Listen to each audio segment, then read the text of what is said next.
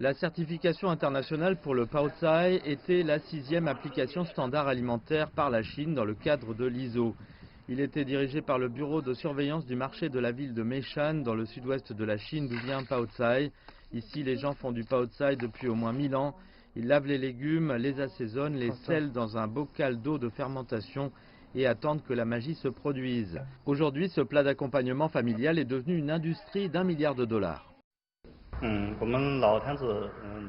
L'essence de Meishan Pao Tsai est l'eau fermentée. Chaque famille développe sa propre eau fermentée comme une sorte d'héritage familial. Notre fondatrice a utilisé celle développée par sa mère de sorte que nos produits ont une saveur unique qui est devenue notre marque de fabrique. La Chine a entamé le processus de normalisation du Pao Tsai en 2019 et 5 membres de l'ISO, la Chine, la Turquie, l'Inde, l'Iran et la Serbie, ont approuvé des catégories de Pao Tsai.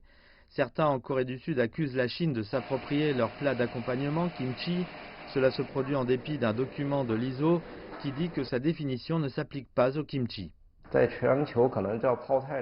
De nombreux pays ont leur propre façon de faire des légumes fermentés. En Corée du Sud, c'est le kimchi. Au Japon, c'est tsukemono. Aux États-Unis, c'est probablement des cornichons. Ici, c'est le Pao Tsai. Ils ont des noms différents, mais ils utilisent tous des bactéries lactiques en fermentation. C'est pourquoi il est nécessaire de préciser Pao Tsai dans la norme internationale.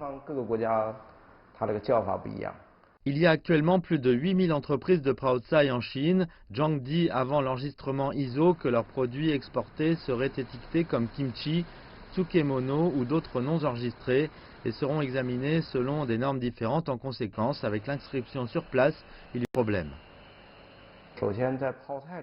Le but d'avoir cette norme est de familiariser les gens avec la marque de commerce Pao Tsai et de rendre son commerce international plus facile. Ce n'est pas pour concurrencer mais pour coopérer.